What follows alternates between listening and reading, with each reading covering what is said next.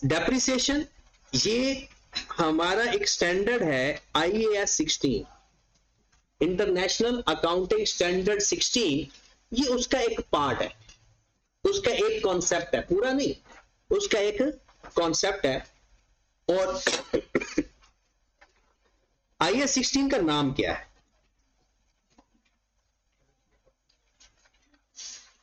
Property plant and equipment.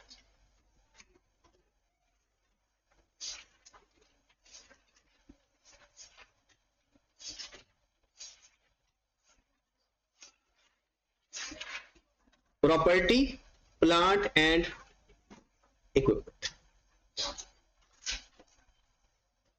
Property, land और building की बात हो रही है। प्रॉपर्टी मतलब लैंड और बिल्डिंग की बात हो रही है। प्लांट, मशीनों की बात हो रही है। इक्विपमेंट मतलब कोई कंप्यूटर आए, कंप्यूटर हो गए या ऑफ प्रिंटर हो गए, या इस तरह की कोई बात हो रही है। तो property plant and equipment basically non current asset की बात हो रही है। किसकी बात हो रही है? नॉन करंट एसेट की बात हो रही है। पेपर में सवाल आया हुआ कि भाई क्या प्रॉपर्टी प्लांट एंड इक्विपमेंट सारे के सारे नॉन करंट एसेट्स होते हैं? तो आंसर इज यस, सारे property plant and equipment non current asset होते हैं। फिर साथ ही दूसरी स्टेटमेंट आती है। अब तो आपको ना बहुत मजा आएगा पढ़ाने में, क्योंकि आप एक दफा आप आई कैप के क्वेश्चन का दर्शन कर चुके हो। एक पेपर में सवाल आता होता है विच स्टेटमेंट इज ट्रू। दो स्टेटमेंट गिवन होती है और उसमें लिखा होता है जी only one is true, only two is true, both are true, both are not true. ये सवाल अब मैं बताता हूं कि पेपर में अकाउंटिंग में कैसे आ रहा है। वो पहले कहेगा जनाब सारे property plant and equipment non current asset है। फिर दूसरा कहेगा सारे non current asset property plant and equipment होते हैं। तो आंसर इज गलत, रॉन्ग, क्योंकि सारे नॉन करंट एसेट में बहुत बड़ी चीज है, उसमें इनटेंजिबल एसेट भी है, उसमें और चीजें भी आती हैं जो प्रॉपर्टी प्लांट एंड इक्विपमेंट नहीं। तो हम इसकी डेफिनेशन पहले देखते हैं। Property plant and equipment definition according to standard मैं आपको बुक से पढ़ाऊंगा, आपको एक आइडिया दूंगा कि उससे, ताकि बुक से डेफिनेशन पढ़ते हुए आपको आसान लगे। तो जनाब लिखिए property plant and equipment are tangible items. Property plant and equipment are tangible items held by the business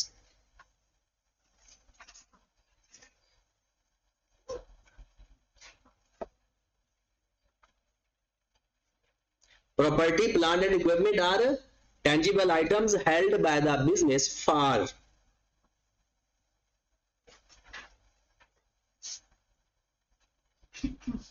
used in production process या production purpose, used for production purpose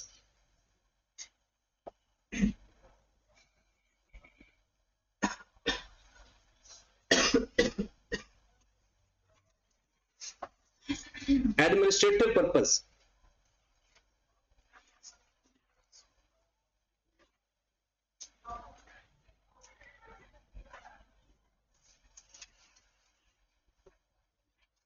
rental to others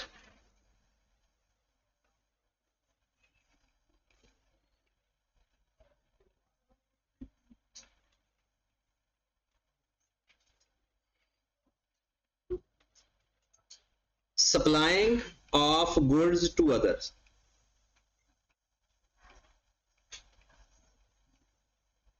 supplying of goods to others and expected to be used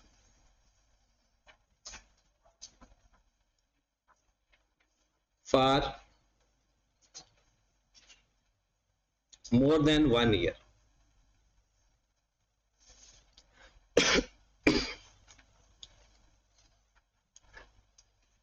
Expected to be used for more than 1 year.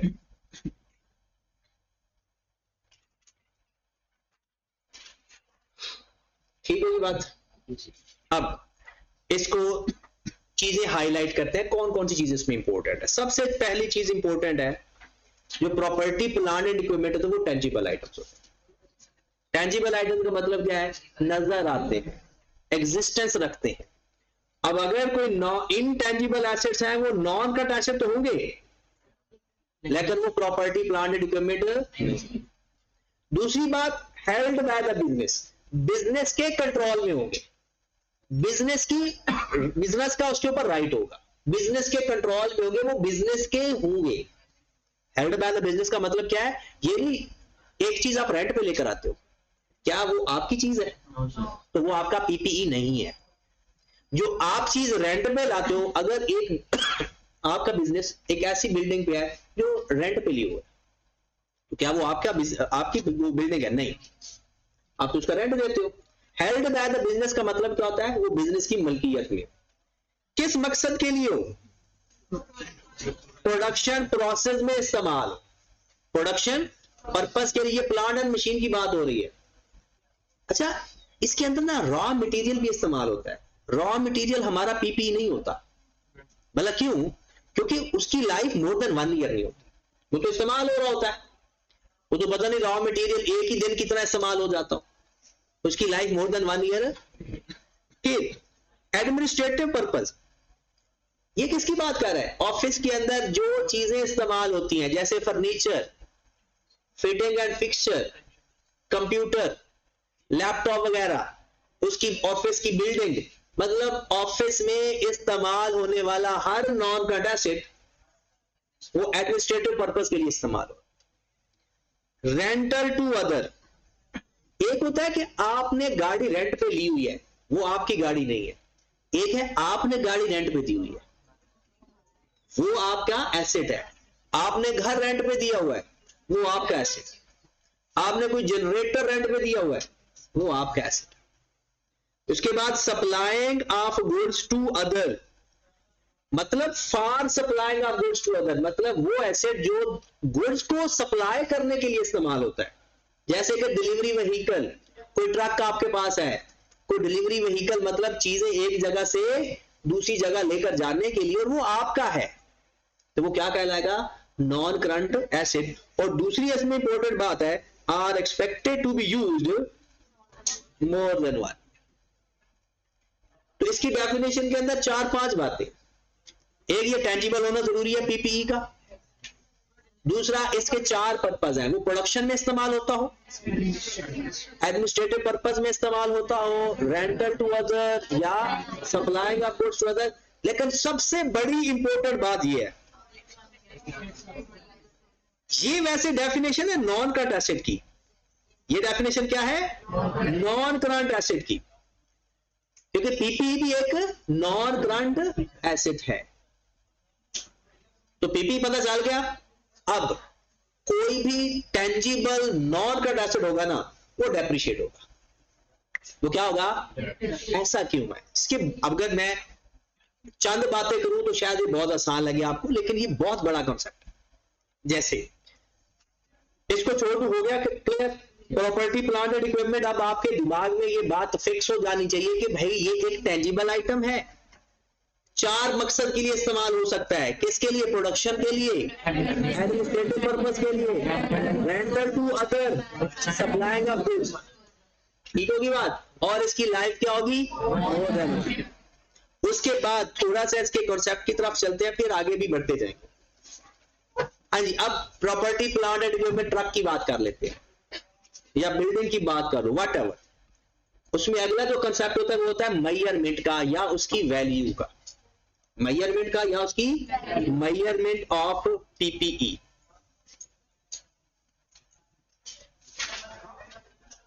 Measurement of, मुझे found size confirm कर दीजिएगा, ये ठीक है? ये थोड़ा बड़ा कर दें। Okay, measurement of PPE.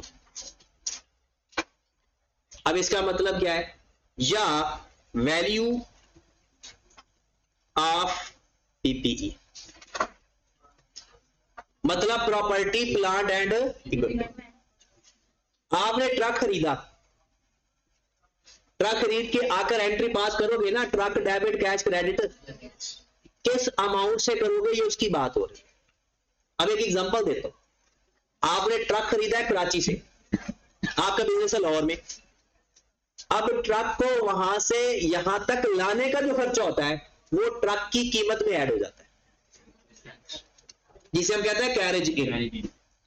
अब ट्रक थोड़ा छोटी चीज है, हम एक करते हैं प्लांट की बात। अगर प्लांट, एक आटे वाली चक्की का तो ऑलमोस्ट सबको पता होगा। अब एक आटे वाली चक्की आपने परचेज की कराची से, सपोज 5 लाख रुपए के। अब वहां से लाहौर तक लाने का खर्चा उसके ऊपर 50,000 लग गया, तो अब हम उसकी जो कीमत है वो क्या बोलेंगे, 5.5 लाख। अब क्या आटे की चक्की इधर ही घर में लाकर रखोगे आटा आना शुरू हो जाएगा, ये उसे इंस्टॉल करना पड़ेगा। पहले साइट प्रिपेयर करनी पड़ेगी, फिर वहां पर इंस्टॉल करना पड़ेगा, फिर उसकी टेस्टिंग होगी, उसके बाद वो काबिल इस्तेमाल हो। तो IS 16 कहता है कि भाई कोई भी नॉन कट एसिड जब तक वो काबिल इस्तेमाल की हालत तक नहीं आता ना, उस पे आने वाले सारे जायज खर्चे उसके अंदर ऐड हो जाते हैं। उस पे होने वाले अब जायज खर्चे कौन से होते हैं, जो जरूरी हैं, जो उसके अलावा पॉसिबिलिटी नहीं है। मिसाल के तौर पे आप वो चक्की लेकर आ रहे थे, वो मशीन लेकर आ रहे थे, तो रास्ते में आपके वो जो जिस ट्रक के ऊपर आ रही थी उसका चालान हो गया, 2,000 रुपए का चालान पड़ गया उसको। तो क्या ये 2,000 का चालान भी उसके अंदर ऐड करेंगे या नहीं? क्यों नहीं ऐड करेंगे? ये जरूरी नहीं था, क्योंकि ये जरूरी नहीं था कि वो हमारी कोताही थी। तो हमारी कोताही की वजह से कोई खर्चा हो जाए ना, वो ऐड नहीं करेंगे। तो समझ रहे हो या सो गए हो? कुछ लोग तो इधर है ही नहीं। मैंने सारी बातें पिछली दोहरानी है, आप घूम लो पुप्पो के घर वापस तो फिर भी आना ही पड़ेगा। तो इसलिए ध्यान से ये जो बातें मैं बता रहा हूं लिखवाऊंगा भी सही और फिर पूछूंगा भी सही। डेफिनेशन भी पीपी की दोबारा पूछूंगा। एंड वाले 5-10 मिनट हमने रिवाइज करना। चलिए जी, तो अब हम ये देखना चाहते हैं कि पीपीई की कॉस्ट के अंदर क्या कुछ ऐड हो जाता है। स्टैंडर्ड ने तो जान छुड़ा ली ना एक लफ्ज कह के, कहते हैं भाई उसको प्रेजेंट लोकेशन तक और अवेलेबल फॉर यूज तक लाने के लिए जितने भी एट्रीब्यूटेबल खर्चे आते हैं वो ऐड करते हैं। बस इतना ही कहा। कौन से खर्चे? एट्रीब्यूटेबल, जुड़े हुए। कैसे? For bringing them into present location and condition for available for use. अगर मैं सादा अल्फाज में बताऊं कि भाई जिस जगह पर आपने उसको इंस्टॉल करना है वहां तक लाने के खर्चे, फिर उसको काबिल इस्तेमाल की हालत में लाने तक के खर्चे, सारे एसेट की कॉस्ट में ऐड हो जाते। लेकिन वो होने कौन से चाहिए? एट्रीब्यूटेबल। अब डेफिनेशन अगर हम बात करें तो कहते हैं कि जनाब अगर आपने मेजरमेंट ऑफ पीपीई की बात करनी है ना, तो इसकी दो बातें। एक वो कहता है, इसे बोलते हैं इनिशियल मेजरमेंट,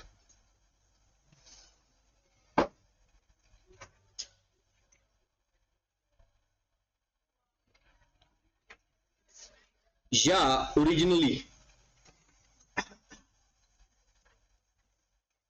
इनिशियल मेजरमेंट या ओरिजिनली। कहता है जनाब पीपीई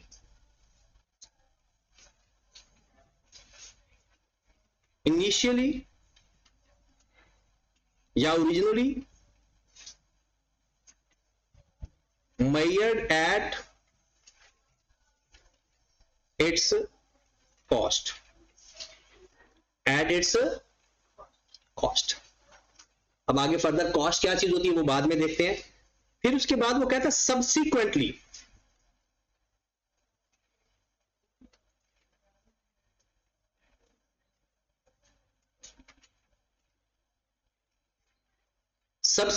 मेजरमेंट।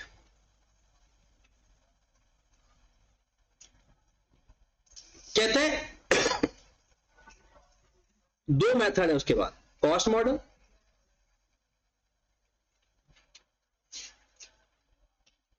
Revaluation model.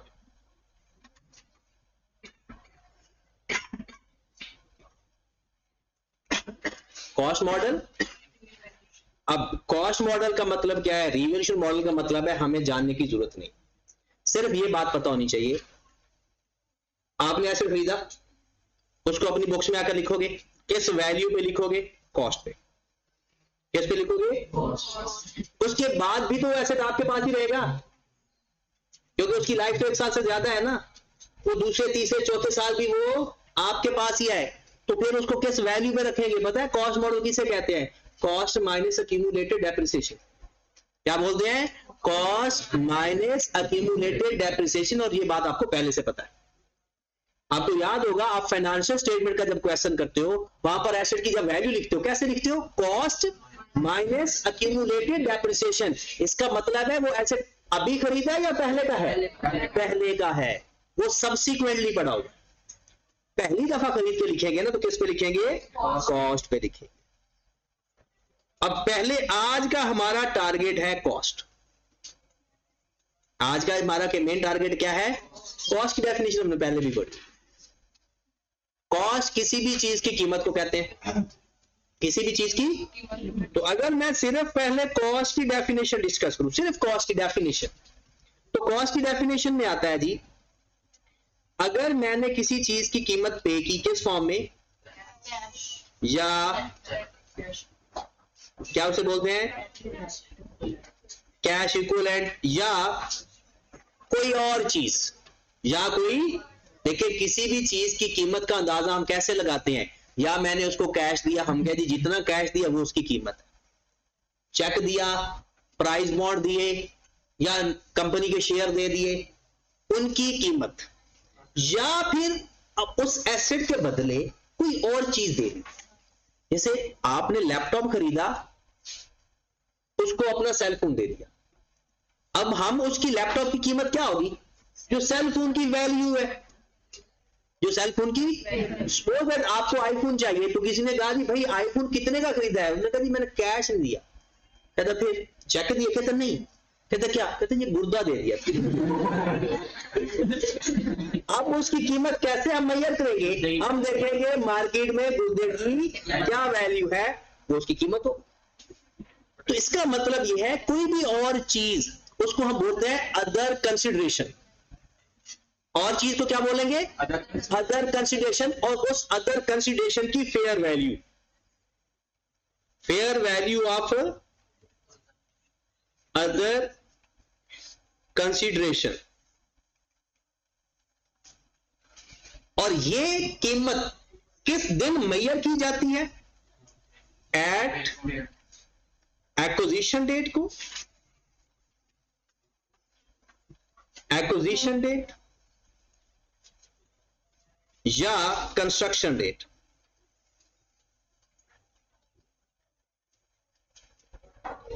क्योंकि फेयर वैल्यू ना डे टू डे चेंज होती रहती है, जिस दिन खरीदो उस दिन उसकी कोई और मार्केट वैल्यू होती है, कुछ इस्तेमाल होने के बाद कोई और मार्केट वैल्यू होती है, ठीक होगी बात। तो कॉस्ट की डेफिनेशन क्या बनी, cost is an amount of cash, cash equivalent, या fair value of other consideration given, जो दे रहे हैं at the time of its acquisition या कंस्ट्रक्शन ऑफ एन एसेट। तो किसी भी अगर सिर्फ कॉस्ट की डेफिनेशन पूछी जाए तो उसमें 3 बातें आती हैं, और डेट कौन सी आती है, कंस्ट्रक्शन वाली या एक्विजिशन वाली। क्योंकि अगर हम ये डेट नहीं बताएंगे ना तो हर दिन उसकी कैश की वैल्यू भी चेंज होती रहती है। जैसे अगर आपने एक बाइक जब खरीदी थी तो उसकी तो फेयर वैल्यू कोई और होगी, आज अगर 2 साल बाद आप अपनी बाइक देकर किसी से सेल फोन खरीद रहे हो, सेल फोन ले रहे हो, तो आज उसकी मार्केट वैल्यू कुछ और होगी। अब पहले जमाने में अगर कोई ये बात कहता कि जनाब मोबाइल और बाइक का कोई जोड़ नहीं बनता, अब तो ऐसा लगता है कि बाइक सस्ती होती है, मोबाइल महंगा भी हो सकता है। इसे क्या बोलते हैं, इसे बोलते हैं टेक्नोलॉजी। अगर हम मटेरियल की बात करें तो बहुत कम मटेरियल लगता है मोबाइल फोन के ऊपर, मटेरियल मतलब जो प्लास्टर लगा हुआ, जो भी चीज उसके ऊपर मटेरियल इस्तेमाल हो, इसलिए वो तमाम कंट्रीज जो रॉ मटेरियल फॉर्म में काम करते हैं ना, वो गरीब रह गए। आप सादा सी बात, आपको शायद आइडिया हो कि जब ये हम गंदम बनाकर बेचते हैं तो तो एक मन गंदम की कीमत 40 किलो 2000 से 2500 3000, आजकल 4000 4500 हो चुकी है। अब इससे जो प्रोडक्शन बनती है, जैसे कि बिस्किट है, अब बिस्किट का जो वेट होता है वो कितना होता है, और गंदम का रेट अगर आप देखें तो 1 केजी में पता नहीं कितने ही बिस्किट बन जाए। और अगर उस हिसाब से देखा जाए तो तकरीबन, अगर वेट के हिसाब से देखा जाए, अगर पर केजी हम रेट फाइंड करें तो तकरीबन 100 रुपए भी शायद ना बने पूरा, यानी पर केजी चलो 100 रुपए का भी लगाओ, और 1 केजी के अंदर पता नहीं कितने पैकेट ऑफ बिस्किट बन जाए। और एक बिस्किट की कीमत 50-60 रुपए 40 रुपए होती है, मतलब 2 पैकेट जिसके ऊपर शायद ही इतना गंदा वो इस्तेमाल करते होते, बाकी भी मटेरियल इस्तेमाल करते हैं, तो वो मटेरियल ही ना, मतलब वो 10 रुपए 15 रुपए का मटेरियल ना, हमें वो 50-60 रुपए में बेचते हैं। उनकी मेहनत कितनी लगती है, एक प्रोसेसिंग मशीन के अंदर प्रोसेस करके, और गंदम पैदा करने में पूरे 4 महीने लग जाते हैं, और फिर फसलों का मौसम के साथ भी डायरेक्ट रिलेशन होता है। तो बाकी ममालिक बहुत आगे क्यों चले गए, वो टेक्नोलॉजी में तरक्की कर गए। ये नहीं कि हम नहीं तरक्की कर सकते, हम कर सकते हैं अगर हम अपने रॉ मटेरियल को खुद इस्तेमाल करने लग जाए, ये मुंह के बल गिर जाए। ये अमेरिका ने अफगानिस्तान में ही क्यों हमला किया, अफगानिस्तान में तो कुछ था ही नहीं, उसकी उनकी प्लानिंग्स होती है, वो कभी भी उनको दहशतगर्दी से कोई ताल्लुक नहीं होता। दहशतगर्दी तो एक बहाना है किसी जगह पर कोई चीज एक्सप्लोर करने का। आपको शायद आइडिया नहीं होगा कि अफगानिस्तान के अंदर ये कुछ ऐसी चीजें हैं जो जिसे अफ्यून कहते हैं, वो मेडिसिन के अंदर बहुत इस्तेमाल होती है, और दूसरा दुनिया में सबसे ज्यादा अफगानिस्तान के अंदर। और आपको शायद सुन के हैरानगी होगी कि पिछले जितने सालों में अमेरिका ने उसके ऊपर कब्जा किया हुआ था, पता नहीं कितने केजी के हिसाब से वहां से वो उन्होंने बाहर अपने मुल्क में लेकर गए। तो किसी भी जगह उन्होंने अगर हमला करना होता तो उसका मेन पर्पस सिर्फ एक बहाना होता कि दहशतगर्द यहां रहते हैं, वो किसी जगह भी हमला करना शुरू करते हैं, वहां पर एक हमला करवाते हैं, दहशतगर्द पैदा करते हैं, वहां पर हमला करते हैं। मेन उनका टारगेट कुछ और होता है। तो यहां पर हमारे पास जब भी आपने किसी एसेट की कॉस्ट फाइंड करनी है ना, तो कॉस्ट फाइंड करने के लिए एक तो देखना है कि अगर कैश दिया है तो वही उसकी अमाउंट होगी कैश, फिर fair value of other consideration, कब, at the date of acquisition या कंस्ट्रक्शन। कॉस्ट क्लियर हो गया? फिर आगे चलते हैं। एलिमेंट ऑफ कॉस्ट,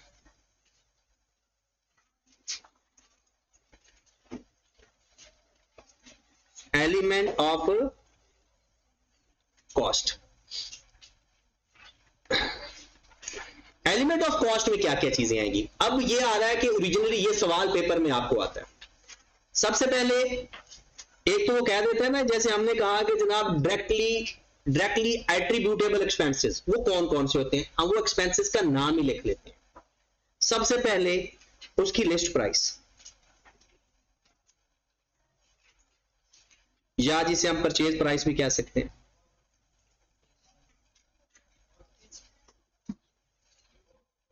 जितनी भी अमाउंट होगी वो लिख लेंगे, या मैं ट्रिपल क्रॉस लिख रहा हूं, लेकिन जितनी भी अमाउंट गिवन होगी वो हम लिख लेंगे। इसमें से हम माइनस कर देंगे, क्या माइनस करेंगे? ट्रेड डिस्काउंट,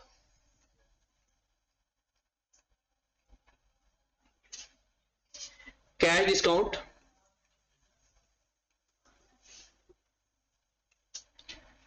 या रिबेट।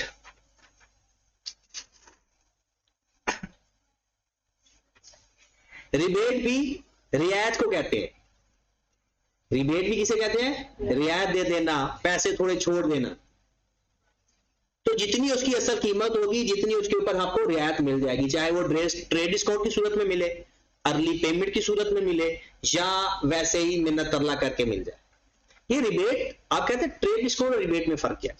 ट्रेड डिस्काउंट पहले से डिसाइडेड होता है, ठीक है। जैसे मैंने चीजें खरीद ली, खरीदने के बाद जैसे ये पेन भी खरीदा, तो इस पेन की कीमत बनी 101 रुपया। उस भाई ने साहब ने कहा कि अच्छा यार 100 रुपया, 1 रुपया रिबेट है, क्योंकि 1 रुपया उसने मुझे अब ये ट्रेड डिस्काउंट है, क्योंकि ट्रेड डिस्काउंट तो पहले डिसाइड होता है। वो तो पहले कहना भाई ये इतनी चीजें मैंने खरीदनी है, उसका ये रेट मुझे दे दो, 10% डिस्काउंट दे दो, 5% डिस्काउंट दे दो। लेकिन रिबेट क्या होता है कि जब हम पूरे पैसों में से थोड़े पैसों में वो ऊपर वाले खुद रियायत दे दे। कैश डिस्काउंट नहीं, कैश डिस्काउंट अर्ली पेमेंट पे। ये वैसी कोई उसके दिल में कोई खुदा खौफी आ जाए। ऐड करते हैं इसके बाद। अब ये जरा ध्यान से आपने देखनी है बातें, और ये बाद में भी आप यही एज इट इज FAR 1 की पहली क्लास में भी लिख रहे हो। क्या चीजें ऐड करते हैं जनाब? इसमें ऐड करते हैं सबसे पहले non refundable taxes,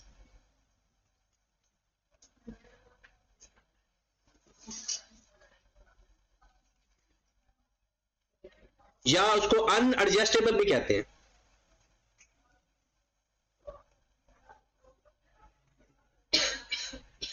non refundable taxes या अनएडजस्टेबल टैक्सेस। साइड पे इसके नाम लिख रहे हैं। ये टैक्सेस होते कौन कौन से हैं? Import duty,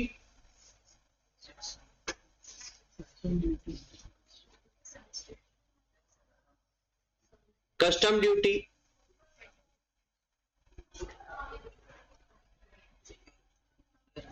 octroi duty. Duty जिसके साथ भी लिखवाना वो टैक्स होता है। ड्यूटी जिसके साथ भी होगा, चाहे वो फेडरल ड्यूटी हो, चाहे वो इंपोर्ट हो, कस्टम ड्यूटी हो, एक्साइज ड्यूटी हो, किसी भी चीज के साथ अगर ड्यूटी लिखा होगा वो टैक्स होगा। फिर उसके बाद सेल्स टैक्स,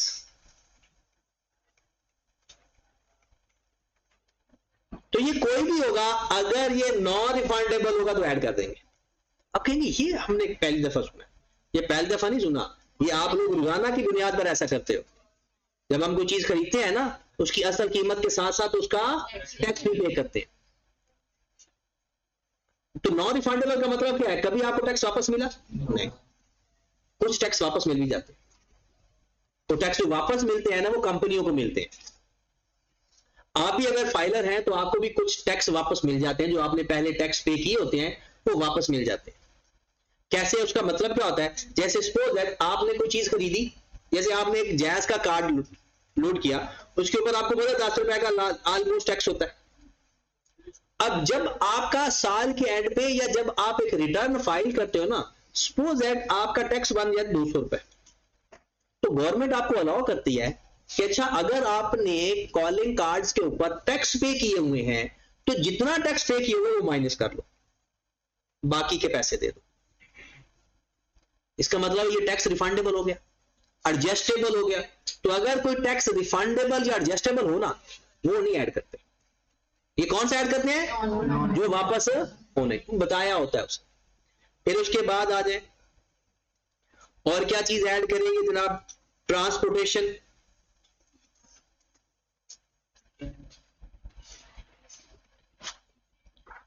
ट्रांसपोर्टेशन कॉस्ट,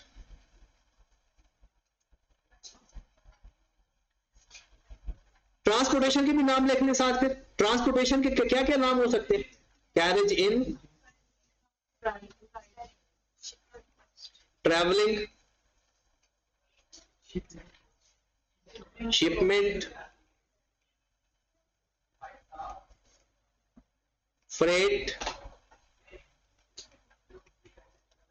ये सारे अगर वो किसी भी नाम से हो, अगर वो आपको लगता है ट्रैवलिंग चार्जेस हैं, तो वो एसेट की कॉस्ट में ऐड हो जाए। फिर उसके बाद insurance in transit,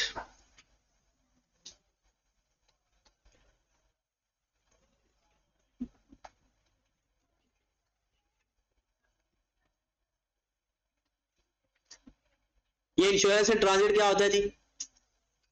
insurance in transit, अब आपने कोई चीज मंगवाई है तो आपको लगता है कि रास्ते में कहीं कोई मसला ना हो जाए, तो उसकी इंश्योरेंस करवा लेते हो। एक इंश्योरेंस होती है कि आपके पास एसेट आ जाए, आने के बाद की इंश्योरेंस नहीं, सिर्फ in transit, only in transit, वो भी एसेट की कॉस्ट में ऐड कर देते। फिर उसके बाद हैंडलिंग चार्जेस,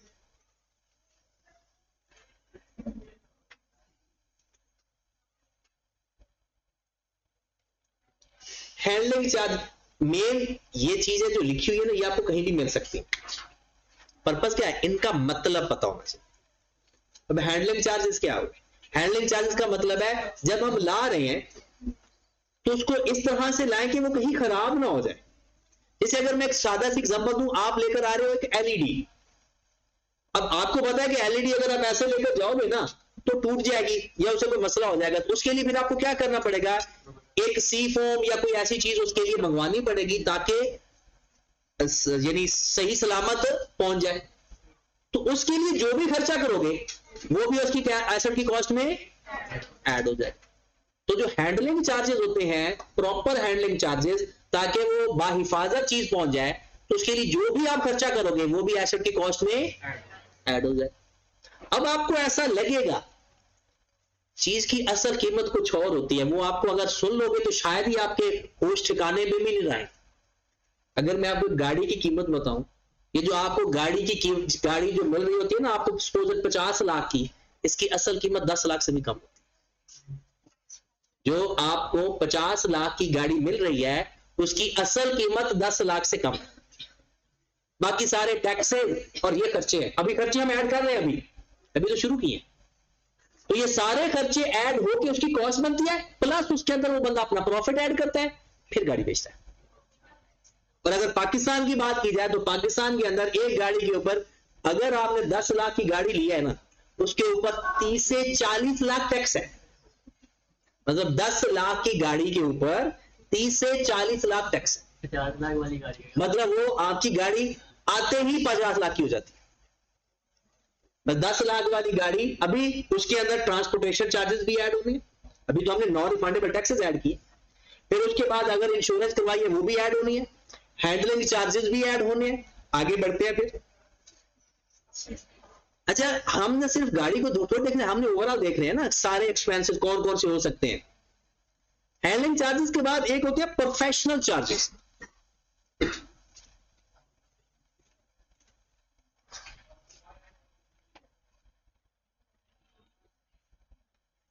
ये प्रोफेशनल चार्जेस क्या होते हैं जी? देखिए, गाड़ी खरीदने के लिए या कोई एसेट खरीदने के लिए आप किसी प्रोफेशनल को हायर करते हो और वो बंदा अपना कमीशन आपसे लेता है। या आप लोग ना जब बाहर से गाड़ी मंगवाते हो ना तो आपको इंपोर्ट एक्सपोर्ट की चीजों का नहीं पता होता, वहां पर कुछ एजेंट आपकी हेल्प करते हैं, वो एजेंट आपसे पैसे लेते हैं, वो प्रोफेशनल चार्जेस होते हैं। या आप कोई गाड़ी कोई मशीन खरीदना चाहते हो, आप मशीन के एक्सपर्ट थोड़ी होंगे, आप एक मैकेनिक साथ लेते हो, गाड़ी खरीदने के लिए गाड़ी का एक्सपर्ट साथ लेते हो, वो चार्जेस लेता है। अगर मैं सबसे सादा एग्जांपल दूं, हम रेंट पे घर लेना या घर खरीदे ना, वो भी एक प्रॉपर्टी डीलर को एक कमीशन देना पड़ता है। वो जो कमीशन है ना वो भी उसकी एसेट की कॉस्ट में ऐड हो जाता है। उसके बाद एलसी चार्जेस,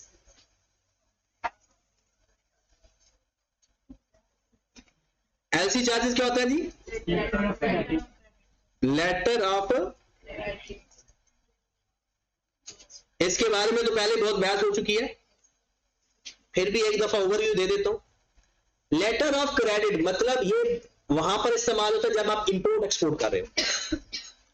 जब हम बाहर से चीज इंपोर्ट करते हैं ना तो आपको पता है उसको, उन्हें जो बाबा कैद आजम वाली तस्वीरें पसंद नहीं, वो कहते हैं कि उसके ऊपर हमारे बाबे की तस्वीर होनी चाहिए। तो फिर क्या करना पड़ता है, करेंसी एक्सचेंज करनी पड़ती है। जहां पर करेंसी एक्सचेंज करके हम पेमेंट्स करते हैं ना, वो उसे बोलते हैं एलसी, लेटर ऑफ क्रेडिट। आपने सुना होगा कि पाकिस्तान के अंदर जब डॉलर खत्म हो जाए ना, कम हो जाए, कहते हैं एलसी बंद है। इसका मतलब है भाई पैसे ही नहीं है तो आप बाहर से कोई चीज इंपोर्ट नहीं कर सकते। कभी कभी ये जानबूझ के एलसी बंद कर देते हैं। जब पाकिस्तान के अंदर डॉलर शॉर्ट होने लगते हैं ना, तो कहते हैं कि बाहर से जब हम इंपोर्ट करते हैं तो जाहिर सी बात है डॉलर खरीद के ही देते हैं ना, तो बैंकों के पास तो डॉलर होती शॉर्ट है, तो फिर ये बंद कर देते हैं। कहते हैं भाई इंपोर्ट ना करो, इसलिए कहते हैं एक्सपोर्ट करो, इंपोर्ट कम करो, ताकि हमारे पास फॉरेन करेंसी ज्यादा से ज्यादा आए। अब उसके ऊपर जितने भी चार्जेस लगेंगे वो भी उस एसेट की कॉस्ट में ऐड। जैसे आपने सपोज दैट किसी कोई मशीन मंगवाई, उसकी कीमत है $5000, अब आपने रुपीज दिए उनको, उन्होंने उसको डॉलर में कन्वर्ट करके पेमेंट करेंगे। वो जो डॉलर में कन्वर्ट करने के हमसे कमीशन लेंगे, चार्जेस लेंगे, उसे क्या बोलते हैं, एलसी चार्जेस। उसके बाद ये भी एसेट की कॉस्ट में ऐड करते हैं। अभी एसेट आपके पास पहुंचा नहीं है, देख ले। रिफंडेड टैक्सेस ऐड किए, transportation, insurance, handling charges, professional charges, LC charges. अब ले आते हैं, अब आ गया प्लांट है कोई, अब जिस जगह लगाना है उसकी जो साइट प्रिपरेशन है वो भी ऐड करेंगे।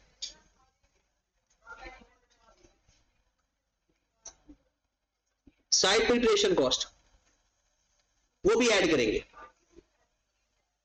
इंस्टॉलेशन का खर्चा जो आएगा वो भी ऐड करेंगे।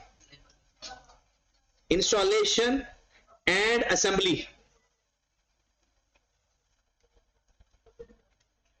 ये असेंबली क्या होता है? असेंबल करना मतलब जोड़ना, असेंबल करना मतलब जोड़ना।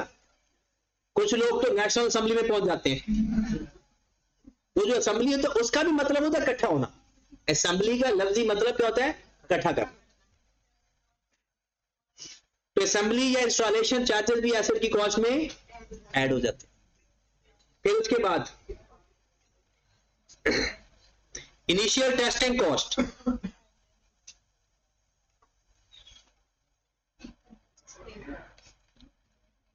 इनिशियल टेस्टिंग कॉस्ट जाहिर सी बात है, जब आपने इंस्टॉल कर लिया तो उसको टेस्ट भी करोगे। अच्छा, एक होता है कॉस्ट ऑफ एन एम्प्लॉय, ये भी लिख लो फिर एक्सप्लेन करता हूं। कॉस्ट ऑफ एन एम्प्लॉय, हाँ जी दूसरे पेज पे चले जाए। Cost of an employ arise due to construction या इंस्टॉलेशन।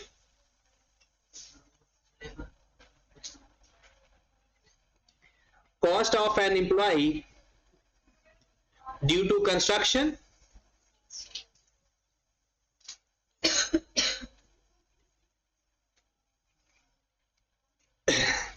ये ध्यान से सुन ले बात। एम्प्लॉय की कॉस्ट नॉर्मली ऐड नहीं, एम्प्लॉय होता किसे कहते हैं? जो कंपनी का ऑलरेडी मुलाजिम, ऑलरेडी एम्प्लॉय हो। अब अगर वो एक नया प्लांट या इंस्टॉलेशन के ऊपर अपना टाइम खर्च करेगा तो उसकी तनख्वाह का उतना हिस्सा एसेट की कॉस्ट में ऐड होता है। Cost of an employ arise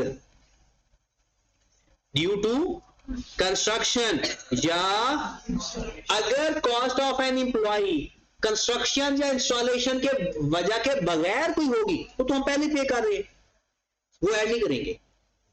जो उसकी नॉर्मल सैलरी है वो ऐड, अगर कंस्ट्रक्शन या इंस्टॉलेशन के लिए वो अपना टाइम देगा, हम उसको लिए कोई एक्स्ट्रा पेमेंट करेंगे, या जितना टाइम देगा उतने टाइम की सैलरी एसेट की कॉस्ट में ऐड कर। देखिए मिसाल के तौर पर आपने कॉलेज के बाद देखा होगा जनरेटर।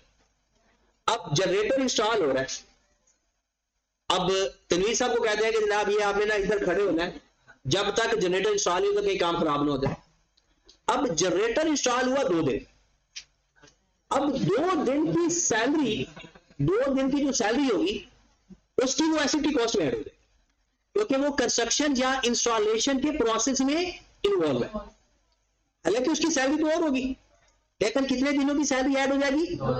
अगर उसको कहते हैं कि यार कभी कभी आकर देख लिया करो कंस्ट्रक्शन या इंस्टॉलेशन का लफ्ज ना हो तो फिर एसेट की कॉस्ट में कॉस्ट ऑफ एम्प्लॉय ऐड नहीं करते। तो एम्प्लॉय की कॉस्ट कब ऐड होनी है? जब इंस्टॉलेशन या कंस्ट्रक्शन में वो इन्वॉल्व। देखिए हम छोटी सी और एग्जांपल ले लेते हैं। जैसे सपोज दैट तनवीर साहब को सपोज हम अज्यूम करते हैं 30,000 पे होता है, 30,000 पे करते हैं 30 दिन का। अब उन्हें कहते हैं कि भाई साहब जब तक ये जनरेटर इंस्टॉल होना है ना, आपने इसकी सुपरविजन करनी है। अब ये 5 दिन तक इंस्टॉल होता रहा, उन्होंने अपना काम छोड़ा, इसकी सुपरविजन करते रहे। अब उसकी सैलरी के 5 दिन की सैलरी, उसने काम क्या किया? ऑफिस का तो किया नहीं, किसका काम किया? इंस्टॉलेशन का। तो उसकी 5 दिन की सैलरी इंस्टॉलेशन की कॉस्ट उसकी एसेट की कॉस्ट में ऐड हो गई। मतलब अगर हम 30 दिन की 30,000 बनाए तो 5 दिन की कितनी बनी? 5,000। अब वो 5,000 सैलरी किस में ऐड हो जाएगी? एसेट की कॉस्ट में, क्योंकि उसने किसके लिए अपना टाइम स्पेंड किया, इंस्टॉलेशन या कंस्ट्रक्शन। तो बाकी नहीं, पूरी 30,000 नहीं, बल्कि सिर्फ 5 दिन। ठीक होगी बात?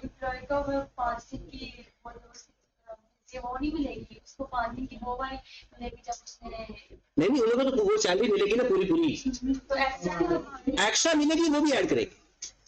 अगर पेड मिलती है उनके लिए एक्स्ट्रा जो एडिशनल मिलेगी वो तो सारी सारी ऐड होगी। चलिए जी नेक्स्ट आ जाए, आगे चलते हैं। उसके बाद होता है डिसमेंटलिंग कॉस्ट।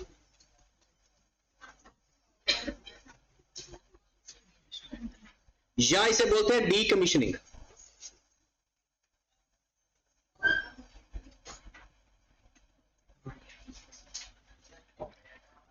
डिसमेंटलिंग कॉस्ट या डीकमीशनिंग कॉस्ट, ये भी एसेट की कॉस्ट में ऐड हो जाता है। ये होती क्या है, cost of restore the site, cost of restore the site after useful life.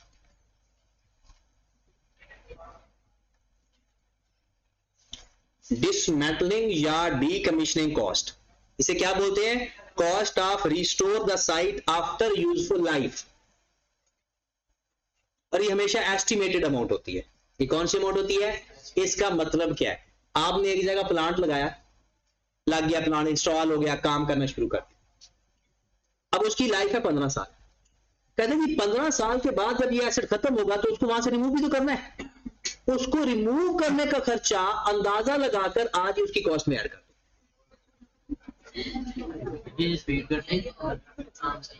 देखिए क्या लिखा हुआ है, रिस्टोर,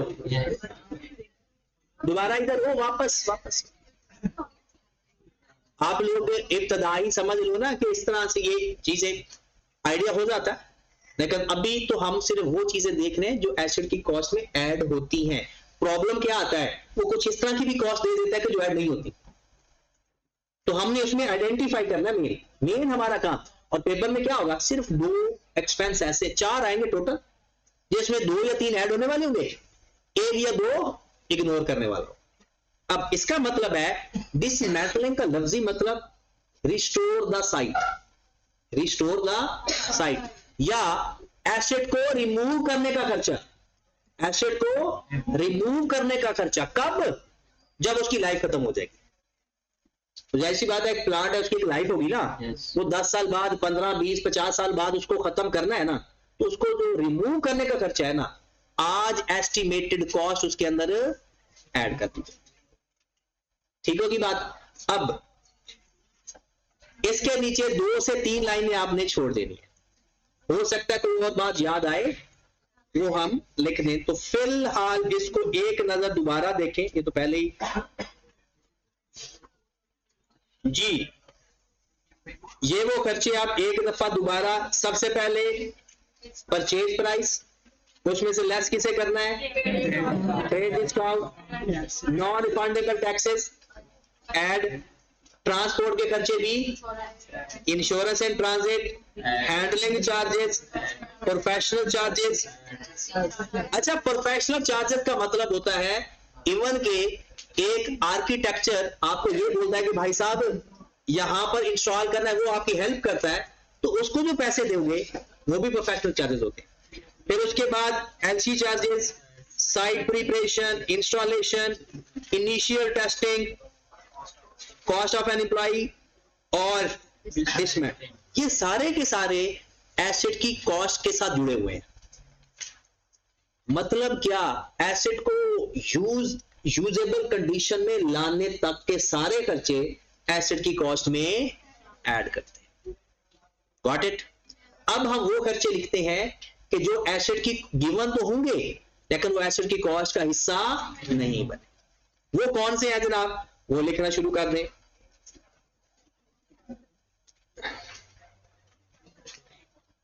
मैं ये साथ ही लिख देता हूं, आधे तो मिलते जुलते हैं ना, इसलिए वो साथ लिख लेते हैं और बाकी जो अलग होंगे वो बाद में लिख लेंगे। ये आप जहां मर्जी लिख लें जी। रिफंडेबल या एडजस्टेबल,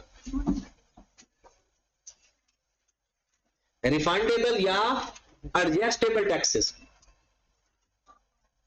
रिफंडेबल या नॉन रिफंडेबल ऐड करने हैं, और अगर वो टैक्स रिफंडेबल हो इग्नोर करने हैं। ये वो एक्सपेंस है जो आपने इग्नोर करने। ठीक होगी बात। फिर उसके बाद insurance for the year, insurance other then in transit, ऐसे लिख लो।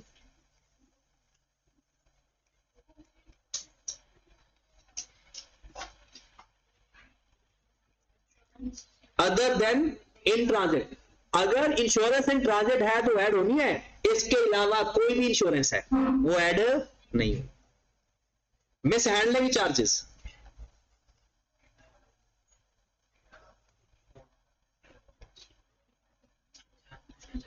अब मिस हैंडलिंग चार्जेस का मतलब ये होता है कि अगर आपकी कुताही की वजह से एसेट का कोई नुकसान हो गया और उस नुकसान को रिकवर करने का खर्चा एसेट की कॉस्ट में ऐड, अब पेपर में 2-3 मैं एग्जांपल दे देता हूं।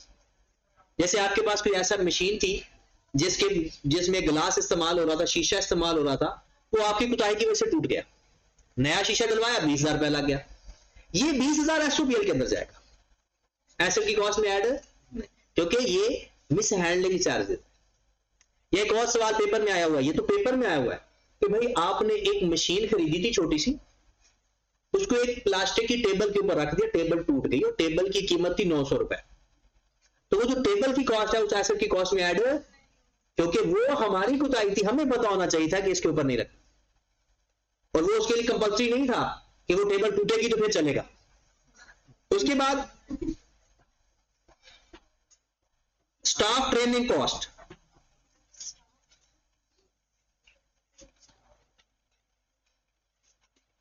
तो नई मशीन है, पहले वाला स्टाफ आपका नहीं चला सकता, तो उसको चलाने के लिए आपने अपना स्टाफ ट्रेन करवाया, तो उसकी जो ट्रेनिंग कॉस्ट आ गई वो भी एसेट की कॉस्ट में ऐड, क्योंकि वो एसेट के लिए जरूरी, तो उनकी ट्रेनिंग जरूरी है। अब एसेट जब खत्म होगा, क्या उनकी ट्रेनिंग खत्म हो जाएगी या नई मशीन वो चलाने लग जाएंगे उस जैसी? तो इसका मतलब है उनकी जो स्टाफ ट्रेनिंग है वो उसके साथ एट्रीब्यूटेबल नहीं है। वो जिस तरह से मर्जी कहे ना, स्टाफ ट्रेनिंग कॉस्ट एसेट की कॉस्ट में कभी भी ऐड ना करना। हालांकि स्टैंडर्ड के अंदर एक छोटा सा लफ्ज लिखा हुआ है, इट मे बी, हो सकता है जब एक बहुत ही स्पेशल नेचर का एसेट है उसके लिए स्पेशल ट्रेनिंग चाहिए और उसके बाद वो ना एसेट रहेगा ना ट्रेनिंग रहेगी, तो इट मे बी, अदरवाइज। और आपने क्या करना है, मे बी का लफ्ज ही खत्म करते हैं, आपने कभी ऐड नहीं करना, आपने स्टाफ ट्रेनिंग कॉस्ट कभी भी ऐड नहीं करनी। उसके बाद आ जाते हैं जनाब, मैं पहले इसके साथ वाले बता देता हूं और उसके बाद फिर जो बाकी एक्स्ट्रा बचेगी वो लिखवा दूंगा। साइट प्रिपरेशन में आ जाएगी, रीलोकेशन कॉस्ट ऐड नहीं करते।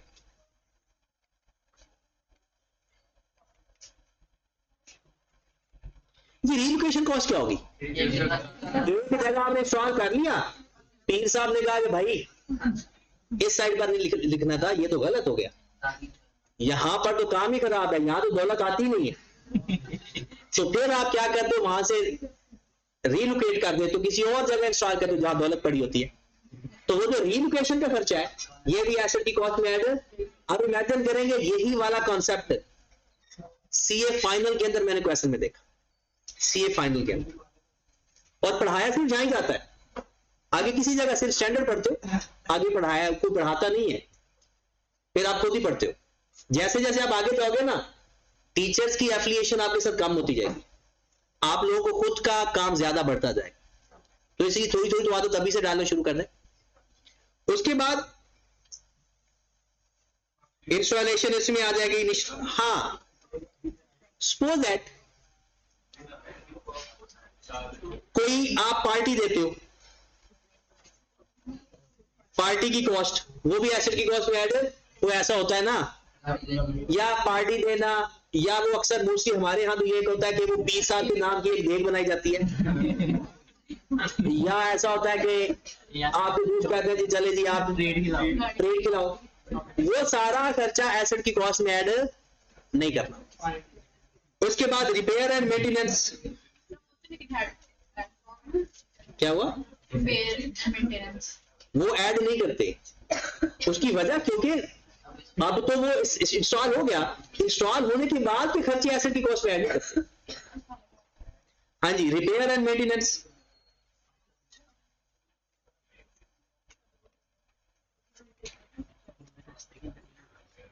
अब ये इंपॉर्टेंट बात यहां पर भी सीखें, इंतहाई इंपॉर्टेंट। ऐसा है कि पेपर में सवाल आ गया क्योंकि हम लिखते हैं repair and maintenance expenses add नहीं करते, ये तो एसओपीआर में जाते हैं।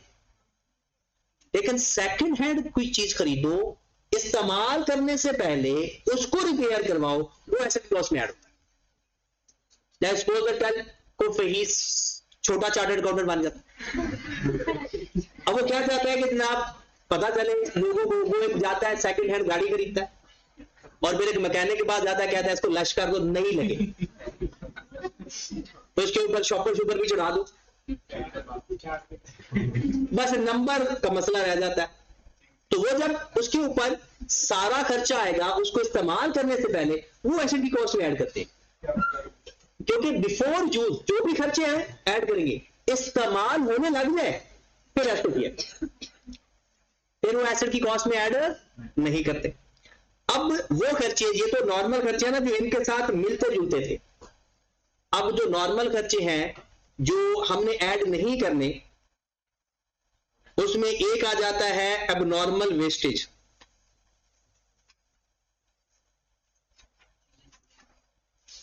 एबनॉर्मल लॉस, वेस्टेज ना, एबनॉर्मल लॉस मतलब एक्सीडेंट हो गया, मशीन तबाह, या रास्ते में कोई इस तरह का मसला हो जाए जो आपने सोचा ही नहीं था, तो वो एसेट की कॉस्ट में ऐड नहीं होगा। इंश्योरेंस की बात का मसला है। उसके बाद आपके पास एक आता है डैमेज एक्सपेंस।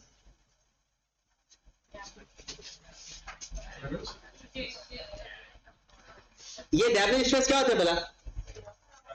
डैमेज एक्सपेंस होते हैं कि आपने सपोज इंपोर्ट की मशीन, कोई बात आपने एक एसेट खरीदा, इंपोर्ट किया, आपको मैसेज आ गया भाई आपका सामान आ गया, और आकर 7 तारीख तक ले जाओ। अगर आप 7 तारीख तक नहीं जाते ना, वो वहां से रिमूव करके ना एक उनका क्लियरिंग हाउस होता है, उसमें ट्रांसफर कर देते हैं। ये चौधरी लिखा हुआ, क्लियरिंग हाउस लिखा हुआ, ठीक है। अब जब आप क्लियरिंग हाउस से चीज क्लियर करवाने जाओगे ना, तो वो आपसे एडिशनल चार्जेस लेते। तो क्या वो एसेट का कसूर था? no. वो तो हमारी कोताही थी, ये तो पेनल्टी थी, तो ये एसेट की कॉस्ट में ऐड। तो डैमेज एक्सपेंस अगर गिवन हो, नाम से डैमेज कहता है, तो डैमेज एक्सपेंस अगर गिवन हो तो वो आपने एसेट की कॉस्ट में ऐड नहीं करने। उसके बाद एक्स्ट्रा फैसिलिटी,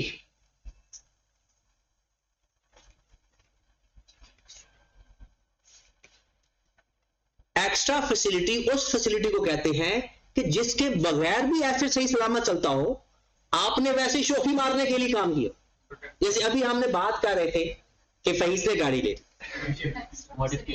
अब एक्स्ट्रा फैसिलिटी, अब फहीस चाहता है कि जब मैं गली से गुजरूं तो फुप्पो की बेटी को पता चले, मतलब शरीकों को पता चले कि फहीस गुजर है। ये जो नॉर्मल हार्न होता है वो निकलवा के ना पापा वाला हार्न लगा दो। अब फहीस जाती है पापा, मतलब वो हार्न करता है ताकि पता चले। ये जो एक्स्ट्रा हार्न लगवाया है, ये इसकी जो कॉस्ट है, ये एसेट की कॉस्ट में ऐड, क्योंकि ये उसके बगैर भी आपकी गाड़ी सही सलामत चलनी थी। ये अक्सर लोग पैसे लिखवा देते हैं, हम तो गुलाम है, या कुछ लिखवा देते हैं पप्पू या तंग न कर। मतलब जो भी एडिशनल चीजें जो यूज में लाने के लिए कंपल्सरी नहीं है, वो खर्चा करोगे ना, वो एसेट की कॉस्ट में ऐड नहीं होगा।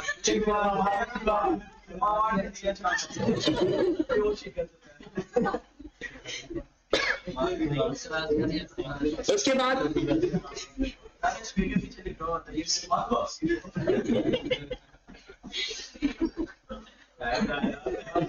बाद आ जाता है सेल प्रमोशन कॉस्ट। नहीं, ये वो सारे लिख रहे हैं जो ऐड नहीं करने। अच्छा मैं इधर ही लिख देता हूं, सेल प्रमोशन। अगर आप अपने एसेट की एडवर्टीजमेंट वगैरह करते हो तो उसको एसेट की कॉस्ट में ऐड करने की जरूरत नहीं है। फिर उसके बाद जर्नल ओवरहेड, जनरल या एडमिन ओवरहेड, मतलब नॉर्मल जो खर्चे आपके होते हैं, मशीन खरीदो ना खरीदो, उसकी वजह से उसके अलावा जो भी खर्चे हैं वो आपने एसेट की कॉस्ट में ऐड नहीं करना। लाइसेंस फी, आपने गाड़ी चलाने के लिए लाइसेंस बनवाया, तो गाड़ी चलाने के लिए जो लाइसेंस बनवाया उसको एसेट की कॉस्ट में ऐड क्यों बोला? क्योंकि गाड़ी नहीं आ जाएगी तो लाइसेंस वो भी चल जाता है। ठीक होगी बात? तो ये वो खर्चे हैं जो एसेट की कॉस्ट में ऐड। एक होता है इनिशियल ऑपरेटिंग लॉसेज, ये अक्सर पेपर में आ जाता है, initial operating losses. Initial operating ये क्या होते हैं? इनिशियल ऑपरेटिंग लॉसेस का मतलब है जब शुरू में ऐसे हम इस्तेमाल करना शुरू करते हैं तो हो सकता है उसमें वो प्रॉफिट ना आ रहा हो। क्यों आता है? क्यों ऐसा होता है? लेस कैपेसिटी इस्तेमाल करने की वजह से। लेस कैपेसिटी इस्तेमाल करने की वजह से हमें शुरू में एसेट के ऊपर नुकसान हो सकता है। अगर शुरू में कोई नुकसान होता है या लेस कैपेसिटी, ये बात बिल्कुल सही कह रहे थे। अगर आप गाड़ी चलाते हो, उबर को अभी छोड़ दे, सिंपल अगर नॉर्मल सवारी की हम बात करें ना, कि आपने ये कहा है कि जनाब सपोज दैट, ये चिंची की एग्जांपल ले लेते हैं, तो चिंची में अगर आप देखें ओवरऑल 4 लोग या 5 लोग बैठते हैं, अगर चलो 6 लोग बिठा दो, मुझे लगता है सारी चिंची पे सफर करते हैं। अब अगर वो चिंची वाला एक सवारी को लेकर एक जगह से दूसरी जगह जाएगा तो हो सकता है उसका फ्यूल एक्सपेंस भी कवर ना हो, उसे लॉस हो सकता है, लेस कैपेसिटी क्योंकि इस्तेमाल हुई। और अगर वो 8 या 6 लोग सारे लेकर जाएगा, उसका उसी ही एक ही चक्कर में उसको प्रॉफिट होगा। तो लेस कैपेसिटी इस्तेमाल करने की वजह से या शुरू में डिमांड कम होने की वजह से अगर कम प्रॉफिट या नुकसान होता है तो उस नुकसान को किधर लिखेंगे? एसओपीएल के अंदर लिखेंगे, एसेट की कॉस्ट में ऐड नहीं करते। ठीक होगी बात? बट एक होता है लफ्ज इनिशियल अडॉप्टेशन कॉस्ट, वो ऐड करते हैं। इनिशियल अडॉप्टेशन ये होता है कौन सा? ये लीगल एक्सपेंस होता है, कोई लीगल फी हमें पड़ जाती है या कोई रजिस्ट्रेशन करवाते वक्त कोई खर्चा आ जाता है, इसे हम कहते हैं इनिशियल अडॉप्टेशन। तो जनाब ये है वो चीजें जो आपने एसेट की कॉस्ट में कुछ ऐड होती हैं, कुछ इग्नोर होती हैं, और कुछ ऐसी भी हैं कि जो बाद में जैसे याद आएंगी मैं लिखवा दूंगा। ठीक हो गया? तो फिलहाल तो मैक्सिमम मैंने लिखवा दी चीजें पेपर में, इसमें से कोई से 4-5 चीजें आएंगी, एक तो इग्नोर करने वाली जी। स्टोरेज कॉस्ट नहीं आती क्योंकि एसेट्स को वो स्टोरेज कॉस्ट होती है इन्वेंट्री की। ये तो एसेट है, इस एसेट को तो हमने इस्तेमाल करना होता, कैरेज आउट भी इसका नहीं होता। ये नॉन फंड एसेट है ना? क्या बता रहे हो? मटेरियल, वो बात की बात, वो सब्सिक्वेंट एक्सपेंडिचर। अच्छा आपने कल जो घर से पढ़ना है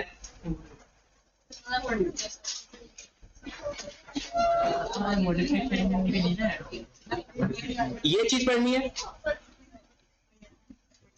मेजरमेंट वाला, और ये पढ़ना आपने कहां तक है? ये एग्जांपल नंबर 2 तक, मतलब यहां तक पढ़ना। मेजरमेंट का यहां से ये जो हमने लिखा है उसने बड़ा कंसाइज करके लिखा हुआ है, उसने सिर्फ ऐड होने वाले लिखे हैं, हमने सारे लिख दिए। ठीक है, चले जी।